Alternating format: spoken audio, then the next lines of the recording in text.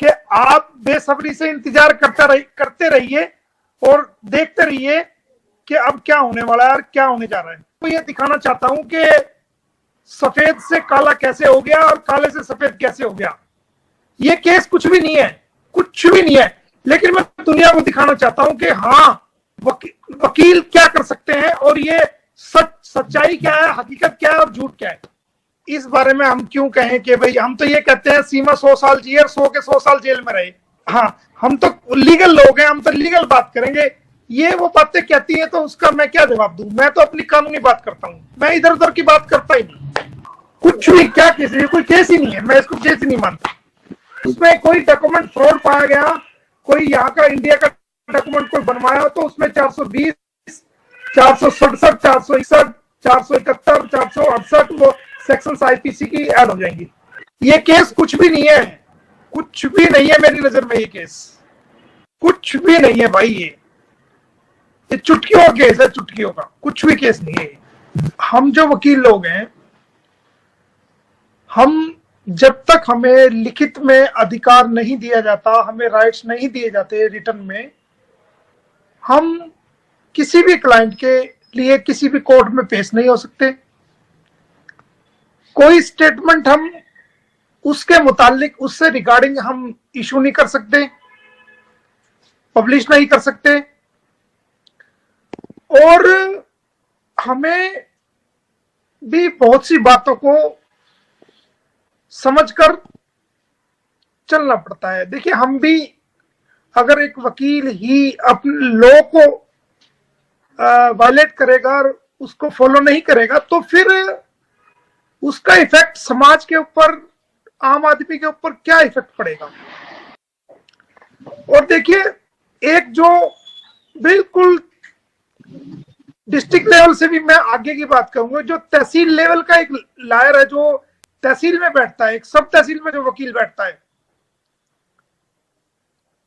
District level तो बहुत बड़ा है, मेरे जैसे छोटे मोटे वकीलों के लिए है, लेकिन जो तहसील, सब तहसील लेवल का भी लॉयर है, वो भी कोई कार्रवाई करता है, कोई स्टेटमेंट देता है, वो सबसे पहले क्लाइंट से साइंस वकालतनामा करा के उसको जिस भी अथॉरिटी से संबंधित वो काम है, जिस भी अथॉरिटी से संबंधित सरकारी डिपार्टमेंट से कंसर्न वो काम है, उस डिपार्टमेंट में वो पावर ऑफ अटॉर्नी और वो अधिकार जो राइट्स दिए हुए हैं उसकी कॉपी लगाता है सिग्नेचर ओरिजिनल के साथ।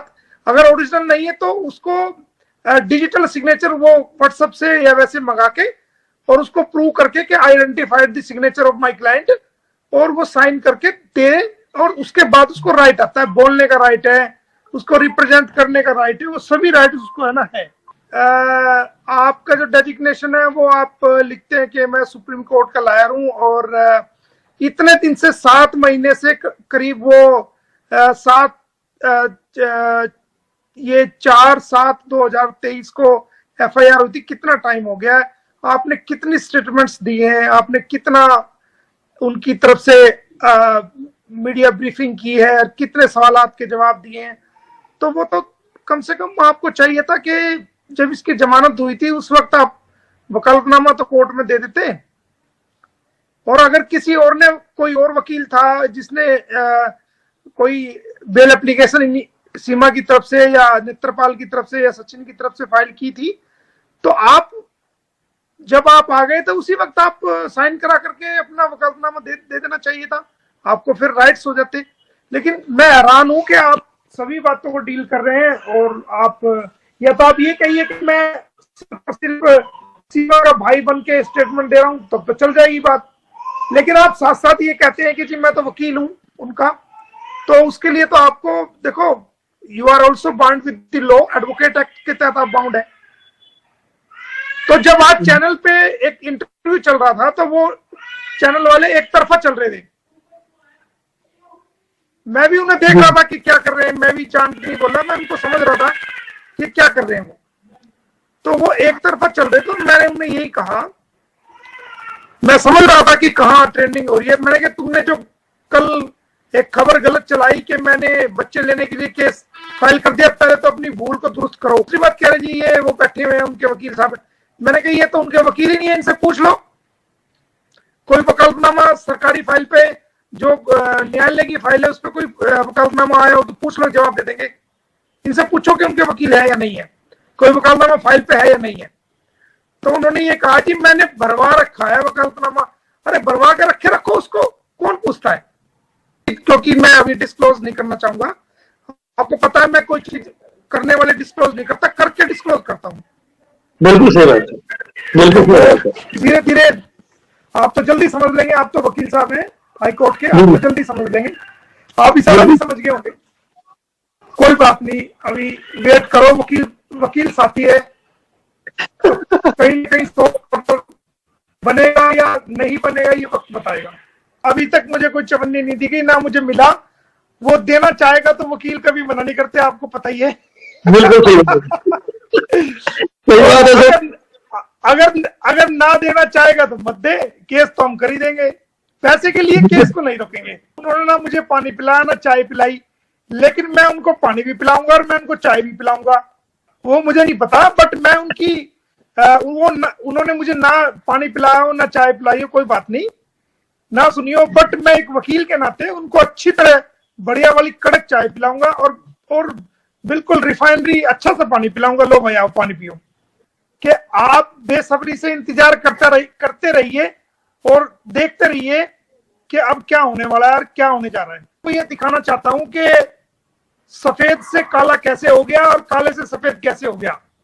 ये केस कुछ भी नहीं है, कुछ भी नहीं है, लेकिन मैं दुनिया को दिखाना चाहता हूं कि हाँ वकील क्या कर सकते हैं और ये सच्चाई क्या है, हकीकत क्या है और झूठ क्या है।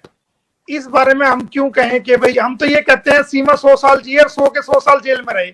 हाँ, हम तो लीगल लोग हैं, हम तो लीगल बात करेंगे। ये वो बातें कहती हैं तो उसका मैं क्या जवाब दूं? मैं तो अपनी कानूनी बात करता हूं, मैं इधर उधर की बात करता ही नहीं। कुछ भी क्या केस है, कोई केस ही नहीं है, मैं इसको केस ही नहीं मानता। उसमें कोई डॉक्यूमेंट फ्रॉड पाया गया, कोई यहाँ का इंडिया का डॉक्यूमेंट कोई बनवाया तो उसमें 420, 467, 461, 471, 468 वो सेक्शंस आईपीसी की ऐड हो जाएंगी। ये केस कुछ भी नहीं है, कुछ भी नहीं है मेरी नजर में। ये केस कुछ भी नहीं है भाई, ये चुटकियों का केस है, चुटकियों का, कुछ भी केस नहीं है। हम जो वकील लोग हैं, हम जब तक हमें लिखित में अधिकार नहीं दिया जाता, हमें राइट्स नहीं दिए जाते रिटर्न में, हम किसी भी क्लाइंट के लिए किसी भी कोर्ट में पेश नहीं हो सकते। कोई स्टेटमेंट हम उसके मुतालिक, उससे रिगार्डिंग हम इशू नहीं कर सकते, पब्लिश नहीं कर सकते,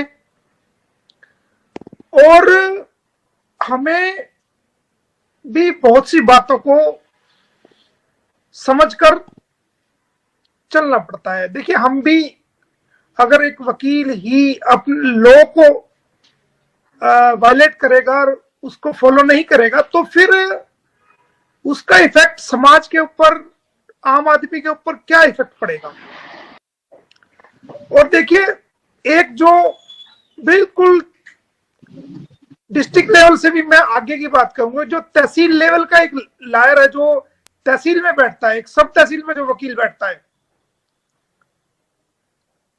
डिस्ट्रिक्ट लेवल तो बहुत बड़ा है, मेरे जैसे छोटे मोटे वकीलों के लिए है, लेकिन जो तहसील, सब तहसील लेवल का भी लायर है, वो भी कोई कार्रवाई करता है, कोई स्टेटमेंट देता है, वो सबसे पहले क्लाइंट से साइंस वकालतनामा करा के उसको जिस भी अथॉरिटी से संबंधित वो काम है, जिस भी अथॉरिटी से संबंधित सरकारी डिपार्टमेंट से कंसर्न वो काम है, उस डिपार्टमेंट में वो पावर ऑफ अटॉर्नी और वो अधिकार जो राइट्स दिए हुए हैं उसकी कॉपी लगाता है सिग्नेचर ओरिजिनल के साथ। अगर ओरिजिनल नहीं है तो उसको डिजिटल सिग्नेचर वो व्हाट्सएप से या वैसे मंगा के और उसको प्रूव करके कि identified the signature of my client, और वो साइन करके दे, और उसके बाद उसको राइट आता है, बोलने का राइट है, उसको रिप्रेजेंट करने का राइट है, वो सभी राइट उसको है ना है।